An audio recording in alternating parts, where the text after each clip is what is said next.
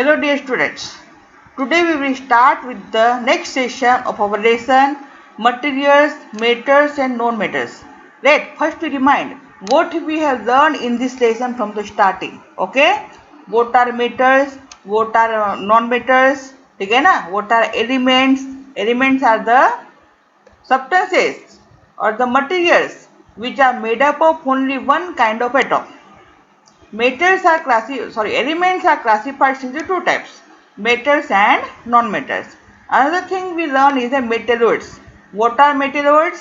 The elements which shows the characteristics of both metals and non-metals are known as metalloids. धातू सुदेश तत्व, ठीक आहे ना, ज्याच्यामध्ये धातू आणि अधातू दोन्हीचे गुणधर्म दाखवतात त्याला काय म्हणतो आपण? Metalloids. Okay, then we have learn the physical properties of metals and non metals. What are the main physical properties that we learn is its color, its physical state, its malleability, ductility, sonorous, hardness, etc. ठीक है ना? That you have to learn carefully the difference between metals and non-metals on the basis of physical properties. Okay. Then we have learned about the chemical properties of metals and non-metals. That is, first is the reaction with oxygen. Okay. What happens when metals react with oxygen? Metal oxides are formed. What happens when non-metal reacts with oxygen? Non-metallic oxides are formed. All of you know what is the nature of metallic oxide? The nature of metallic oxide is basic. बरोबर, nature of metallic oxide is basic. And what is the nature of non-metallic oxide? It is a acidic. Okay. Next we will learn about the reaction of metals and non-metals with water. When metal reacts with water, its hydroxide is formed, bases are formed, okay? And when the non-metal reacts with water, it forms the acids. Then we will learn about the reaction of metals with acid and bases. In both the cases, the metals react with acid and bases. In both the cases, salt is formed with the evolution of hydrogen gas. And non-metals do not react with acid, that you learn carefully. Non-metals do not react with acid and non-metals react with bases but with a complex. ठीक है ना? Non-metals react with bases in a complex manner. Complex म्हणजे गुंतागुंतीच्या पद्धतीने, ठीक है ना? Now we start with the another topic, that is displacement reaction. Displacement म्हणजे सरकवणे. एक शब्द समजून घ्या. जनरलाइज्ड डिस्प्लेसमेंट म्हणजे सरकवणे. त्याला सरकवून त्याची जागा घेणे. एकाला सरकवून दुसऱ्याची जागा घेणे त्याला आपण काय म्हणतो? Displacement. In the reaction we learn the displacement reaction. याची ऍक्टिव्हिटी सुद्धा तुम्ही 7व्या वर्गात बघितली आहे, ठीक आहे ना? तुम्हाला स्वतःलाच आठवण आहे, ठीक आहे, पुढे शिकल्यावर. आता डिस्प्लेसमेंट रिएक्शन म्हणजे काय बघा. ए रिएक्शन इन विच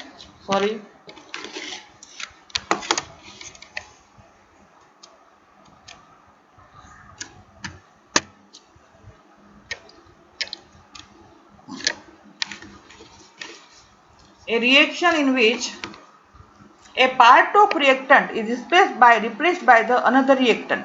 आता या रिएक्शन केमिकल रिएक्शन मध्ये काय असतं? एका साइडला रिएक्टंट असते, एका साइडला प्रोडक्ट असते. रिएक्टंट म्हणजे क्रियामध्ये भाग घेणारे पदार्थ, ठीक आहे ना? क्रियामध्ये जे भाग घेतात, जसे कार्बन रिएक्ट विथ ऑक्सिजन, तर C+O2 याला आपण काय म्हणणार? रिएक्टंट. आणि या साइडला काय बनतं? CO2 याला काय म्हणणार? प्रोडक्ट. लक्षात आलं? जे इथे रिएक्टंट आहे, एका साइडला रिएक्टंट आहे आणि एका साइडला काय आहे? प्रोडक्ट आहे. ओके. तर बघा, ए reaction in which A part of reactant is replaced by another reactant.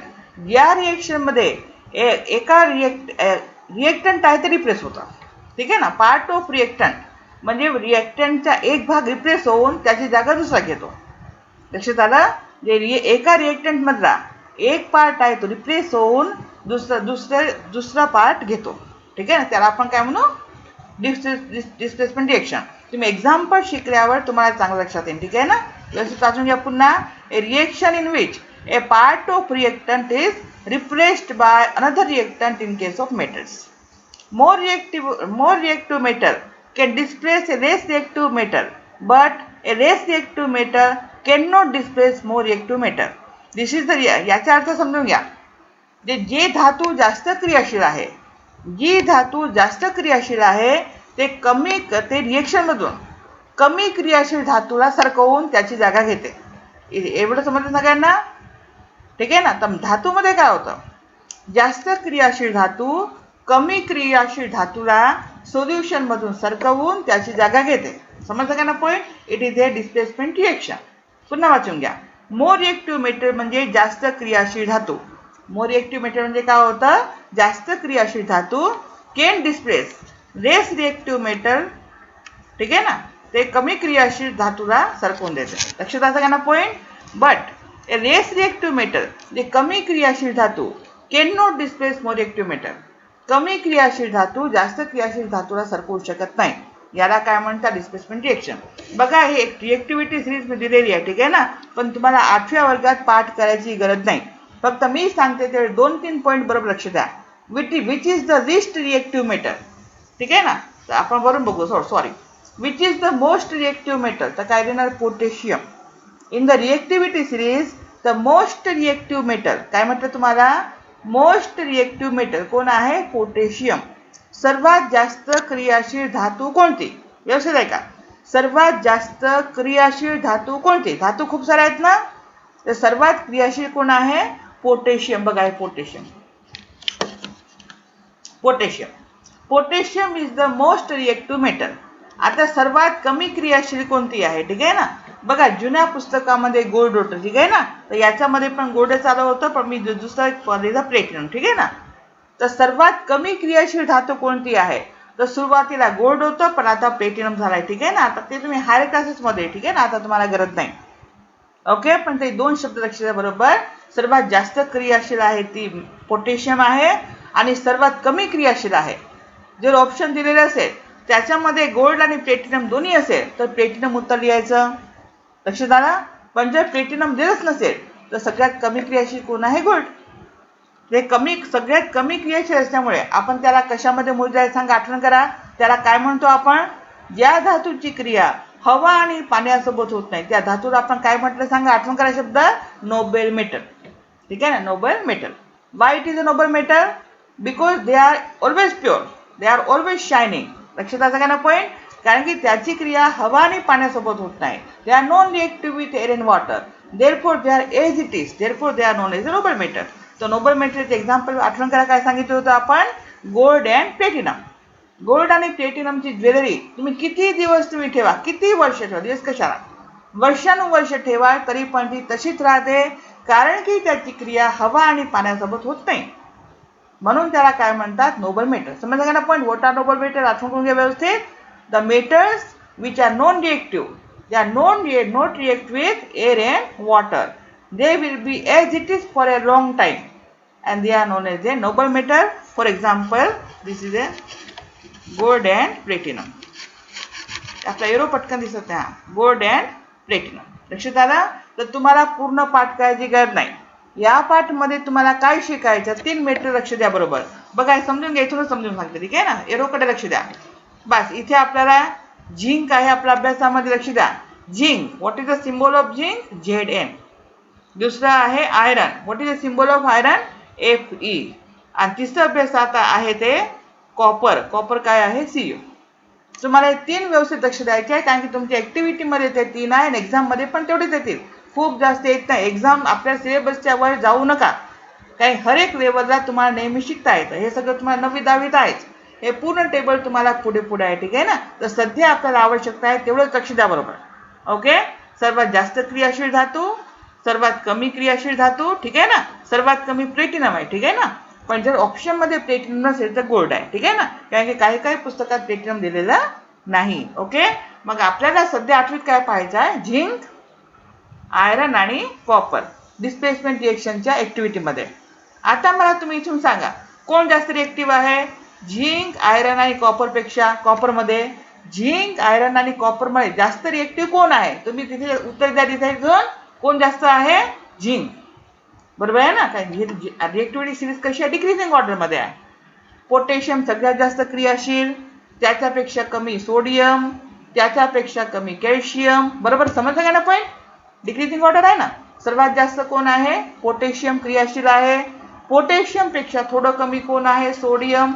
आता आठवण करा पटकन, पोटॅशियम आणि सोडियम आहे त्याला कशामध्ये साठवतात? At where the potassium and sodium are stored. आठवण करा पटकन. केरोसिन मध्ये. का बरं? कारण की ते खूप जास्त क्रियाशील धातू आहे. त्याची हवा आणि पाणी सोबत लवकर क्रिया होते आणि काय होते? आग पकडते. काय होते? आग पकडते. बघा आता याच्यामध्ये पण रिएक्टिव्हिटी मध्ये sodium and potassium are stored in kerosene because they are more reactive, very reactive, vigorous reactive, violent reactive. You can write anything. तर पोटॅशियम सर्वात जास्त क्रियाशील, नंतर त्याच्यापेक्षा कमी सोडियम, त्याच्यापेक्षा कमी कॅल्शियम, त्याच्यापेक्षा कमी मॅग्नेशियम. ठीक आहे ना. This is a reactivity series. आता त्याचप्रमाणे झिंक होईल? आयरन पेक्षा जास्त क्रियाशील आहे. Zinc is more reactive than iron. आपल्या ऍक्टिव्हिटी मध्ये लक्ष द्या बरोबर. खूप व्यवस्थित लक्ष द्यायचं आहे. Zinc is more reactive than iron and iron is more reactive than copper. ठीक आहे ना. झिंक पाठ करून घ्या एवढं. Zinc is more reactive than iron and iron is more reactive than copper. Okay, we will study next. Activity बघा पुस्तकात दिले. ठीक आहे, व्यवस्थित समजून घ्यायची. Take 500 ml beakers. सगळ्यांना माहिती आहे beakers. And label them A, B, C, D, E. Take about 50 ml of water in each beaker. Dissolve in each beaker a teaspoonful of each substances as indicated in figure 4.6 in your textbook. मी जाणून बुजून textbook घेऊन ठेवलाय. ठीक आहे ना. टेक्स्टबुकच्या figure मध्ये बघायचं काय काय टाकायचं. पुढे मी दिलाय. ठीक आहे ना.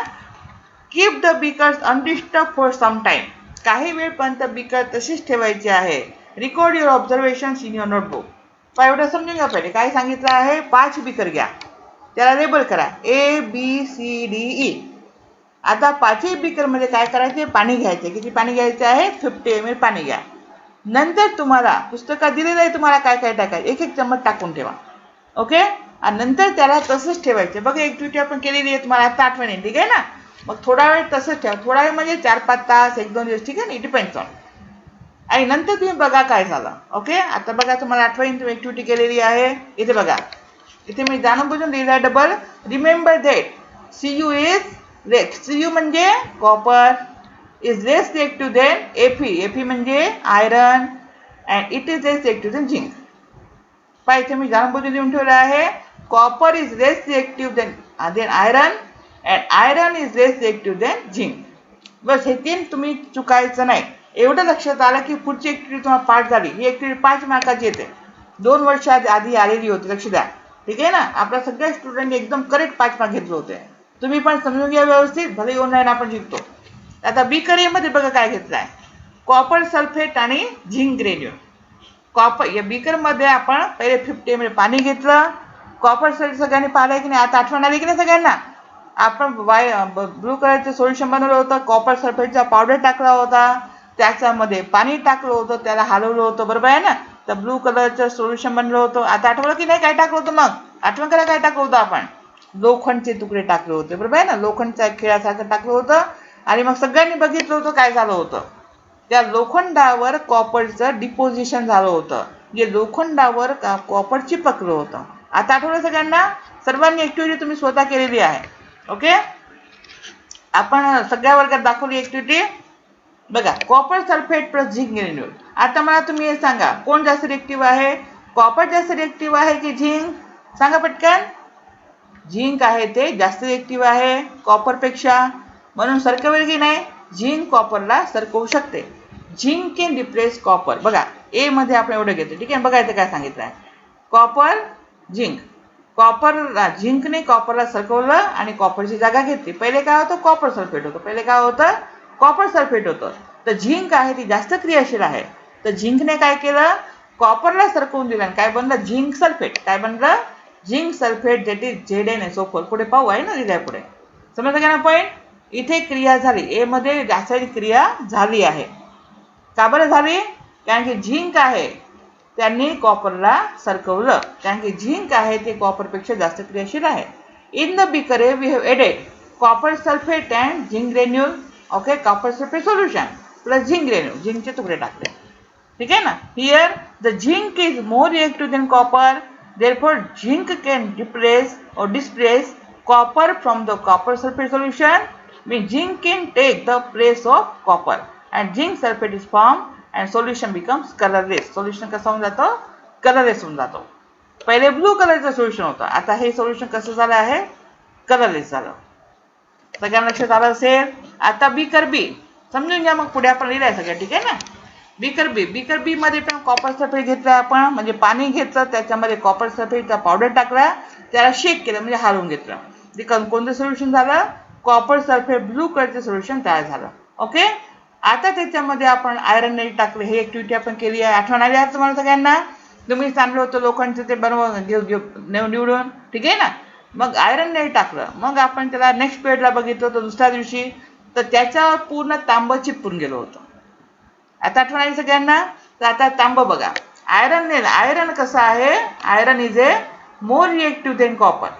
लिहिलाय इथे, iron is more reactive than copper. समजलं सगळ्यांना point. Therefore iron can displace copper from the copper sulphate solution. मग लोखंड आहे ते कॉपर सल्फेट मधून तांब्याला सरकवू शकतं. त्याच्यामुळे काय बनते बघा, FeSO4 आयरन सल्फेट बनून गेलं, कॉपर सरकून गेलं. लक्षात आलं. इथे कॉपर आहे ते लोखंडावर चिपकून गेलं, इथे कॉपर त्या झिंकवर चिपकून गेलं. आणि सोल्युशन कोणत्या रंगाचं झालं होतं, आठवण करा पटकन, ग्रीन कलरचं. सोल्युशन कसं झालं होतं, ग्रीन कलर. पहिले ब्लू कलरचं होतं, नंतर सोल्युशन कसं झालं, ग्रीन कलरचं झालं. झिंक सल्फेटचं सोल्युशन कसं झालं, कलरलेस. आणि आयरन टाकल्यावर सोल्युशनचा रंग कसा बदलला, ग्रीन झाला, ब्लूचा ग्रीन झाला, इथे ब्लूचा कलरलेस झाला. ओके. आता बीकर सी मध्ये आपण काय घेतलंय, झिंक सल्फेट घेतलं, ठीक आहे ना. म्हणजे काय केलं, पाणी घेतलं 50 ml, त्याच्यामध्ये झिंक सल्फेटचा पावडर घेऊन डिझॉल्व केला, म्हणजे त्याच्यामध्ये शेक करून आपण हे केलं. मग त्याच्यामध्ये आपण कॉपर टाकलं. काय टाकलं आहे, कॉपर टाकलं. आता मला सांगा काय होईल, ओळखू येतं का. आता कोण जास्त रिएक्टिव्ह आहे, झिंक जास्त रिएक्टिव्ह आहे की कॉपर जास्त रिएक्टिव्ह आहे, कॉपर आहे ते कमी रिएक्टिव्ह आहे. तर कॉपर आहे ते झिंकला सरकवू शकत नाही. समजलं का ना पॉईंट. कॉपर आहे ते कमी रिएक्टिव्ह आहे, म्हणून ते झिंकला झिंकची जागा घेऊ शकत नाही. म्हणून बघा काय लिहिलं आहे, नो चेंज. जसं आहे तसंच आहे, 2 दिवस ठेवा, 5 दिवस ठेवा. आलं लक्षात. नंतर आहे आयरन सल्फेट आणि कॉपर टर्निंग. डी मध्ये काय घेतलं, आयरन सल्फेटचा पावडर पाण्यामध्ये टाकला, त्याला विरघळून टाकला, आणि त्याच्यामध्ये कॉपर टर्निंग टाकले, म्हणजे कॉपर टाकलं त्याच्यामध्ये, ठीक आहे. तुमच्याकडे जी असेल ती छोटी छोटी. याला तुम्ही 5 दिवस ठेवा, 6 दिवस ठेवा, सोल्युशन तसंच राहील, सोल्युशन मध्ये काही बदल होणार नाही. समजलं का पॉईंट, म्हणजे नो चेंज. आता बिकरीमध्ये काय घेतलं, झिंक सल्फेट घेतलं आणि आयरन नेट घेतलं. आता इथे पहा, झिंक आहे ते आयरन पेक्षा जास्त क्रियाशील आहे, दिसतं ना. Zinc is more reactive than iron, म्हणून आयरन सुद्धा झिंकची जागा घेऊ शकत नाही. समजलं का ना point. Iron also can not take the place of zinc because iron is less reactive than zinc. इथे सुद्धा no change. Means in the beaker CDE there is a no change. आता तुम्हाला समजलीच नाही ऍक्टिव्हिटी, व्यवस्थित पुस्तकातून वाचून घ्या, हे पण 1-2 वेळा ऐकून घ्या, ठीक आहे ना. सगळं पाठ होऊन जातं. जे याच्यामध्ये काय झालं आहे, जास्त क्रियाशील धातू कमी क्रियाशील धातूला सरकवून त्याची जागा घेते सोल्युशन मध्ये, ठीक आहे ना. आणि हे सगळ्यांना पाठ झालं असेल. तर इथे कॉपर सल्फेट पेक्षा झिंक कमी रिएक्टिव्ह आहे, म्हणून ते कॉपरला सरकवते. इथे सुद्धा आयरन आहे ते कॉपर पेक्षा कमी रिएक्टिव्ह, आयरन आहे ते सुद्धा कॉपर पेक्षा जास्त रिएक्टिव्ह आहे, म्हणून ते कॉपरला सरकवते. इथे मी बहुतेक बोलण्यात चूक केली का पहा, झिंक आहे ते जास्त क्रियाशील आहे कॉपर पेक्षा, ठीक आहे ना.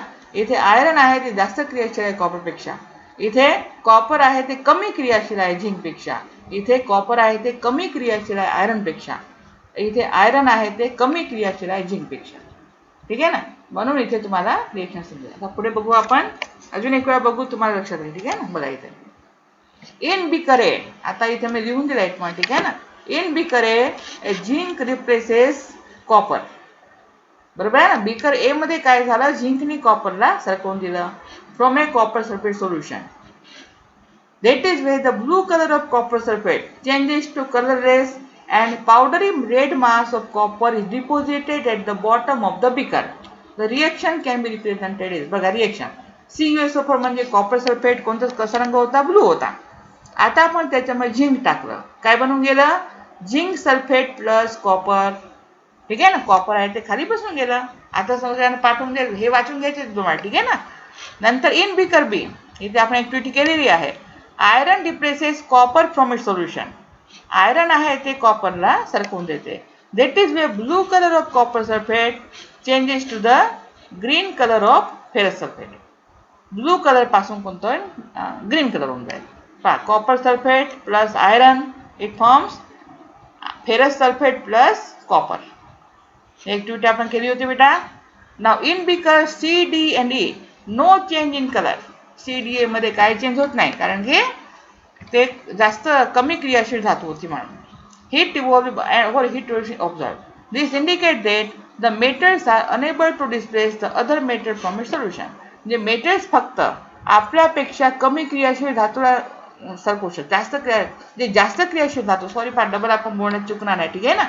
एकच वाक्य बोलू आपण डबल बोलण्याचा प्रयत्न करू वेगळ्या प्रकारे तर तुम्ही कन्फ्युज होणार. तर आपण पहिल्यापासून काय सांगितलं आहे जास्त क्रियाशील धातू लक्ष द्या.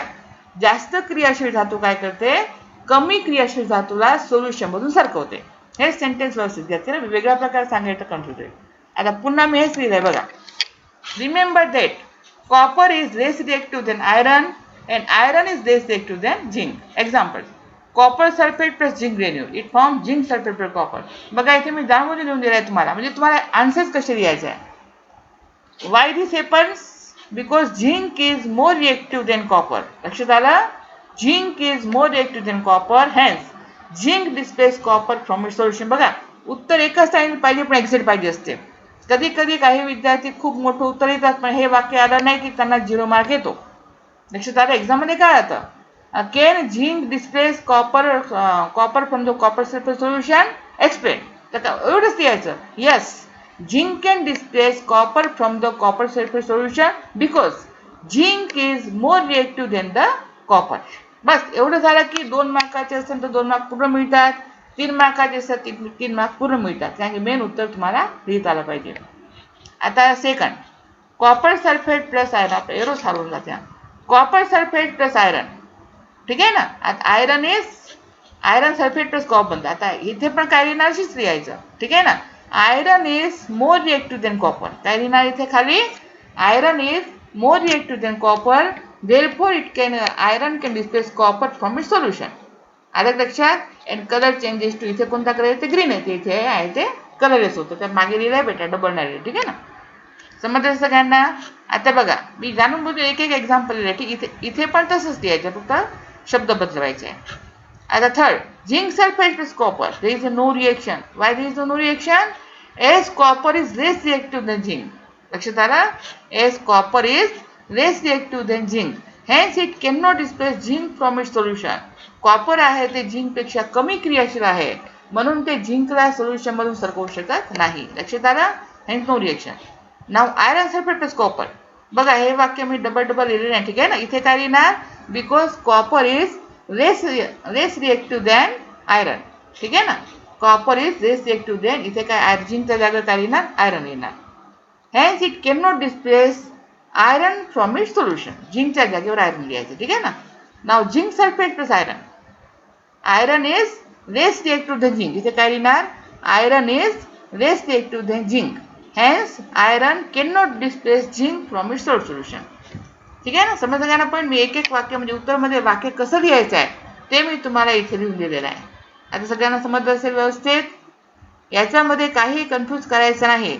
1-2 वेळा ऐका की तुम्हाला बिलकुल लक्षात येऊन जाणार ठीक आहे ना. काही हार्ड नाही. नाव अप्लिकेशन आला ते उत्तर हेच लिहायचं असतं.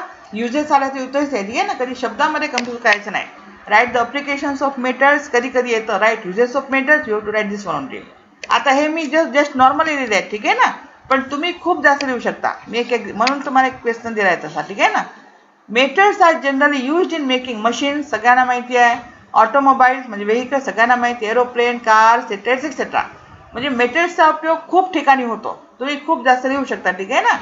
सम metals are use in making wires like copper etcetera सगळ्यांना माहिती आहे. कॉपर एल्युमिनियम वगैरे सगळं. Some metals are use for making ornaments like gold silver etcetera. तर तुम्हाला खूप सारं लिहायचे बघा. मी सगळं लिहिलं नाही. हे जनरल प्रश्न आहे. पण मी एक प्रश्न तुम्हाला समजून सांगेल म्हणजे त्याच्यावरून तुम्हाला समजेल की तुम्हाला उत्तरं कशी तयार करायची आहेत. ओके.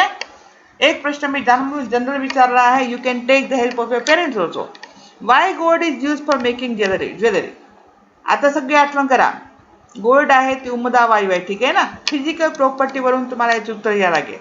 ठीक आहे ना, याला केमिकल प्रॉपर्टी नाही आहे, ठीक आहे ना गोल्डला, कारण की त्याची क्रियाच होत नाही. समजा आता असा प्रश्न आला, is gold is chemical react, तर काय लिहिणार? No, because it do not react with air और वॉटर. तर अशा प्रकारे तुम्हाला उत्तर तयार करता आले पाहिजे.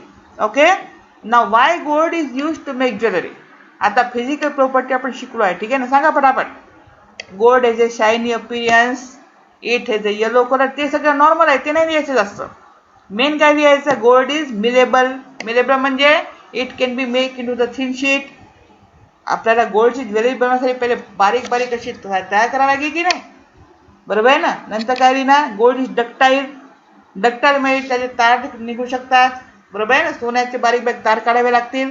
Gold is malleable, gold is ductile, gold has a shiny अपीरियन्स.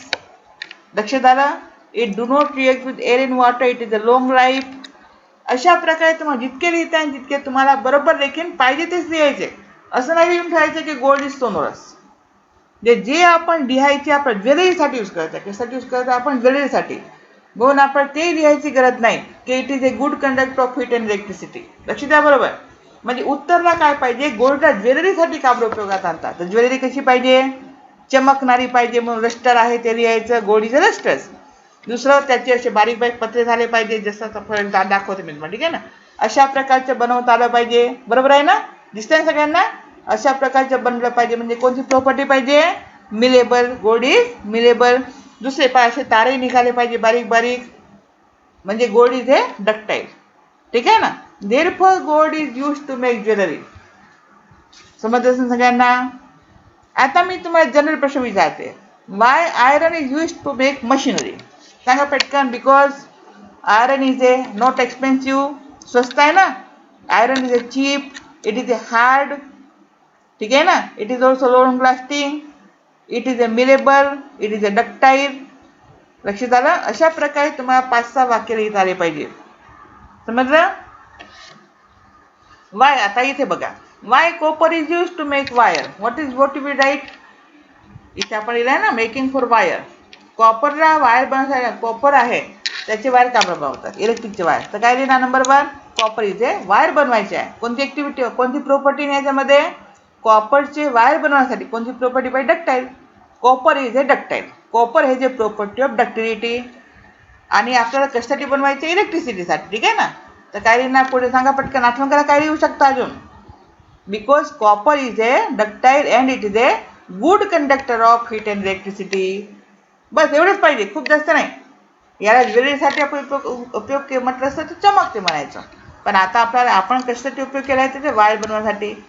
कुठे गेला आपलं पॉइंटर? याला वायर बनवण्यासाठी उपयोग करत आहे आपण. तर वायर बनवण्यासाठी कोणती प्रॉपर्टी पाहिजे आपल्याला? डक्टिलिटी.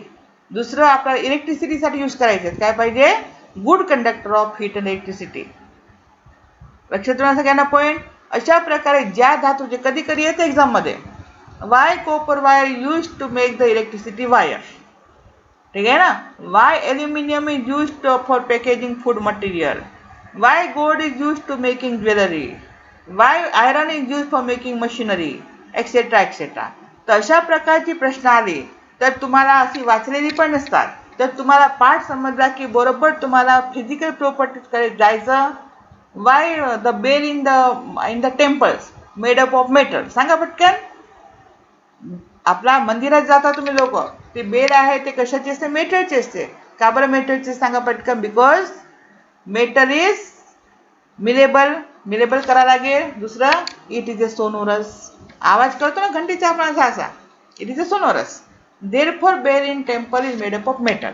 अशा प्रकारे काही आलं की विचार करून लिहिता आपल्याला आलं पाहिजे. Okay, now get to next.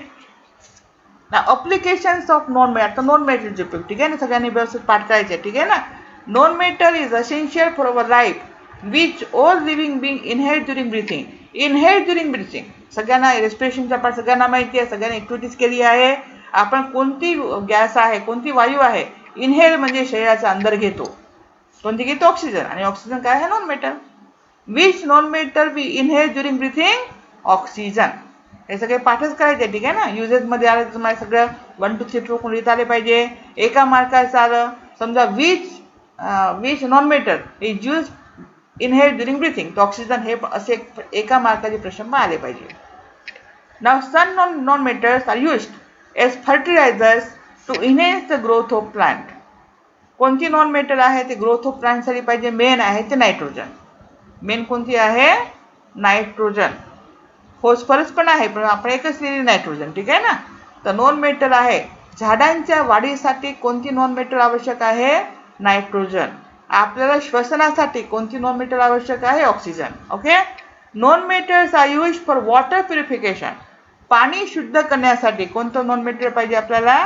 Chlorine. कोणतं पाहिजे? क्लोरीन. हे आपण शिकलोय सातवीत. ठीक आहे ना.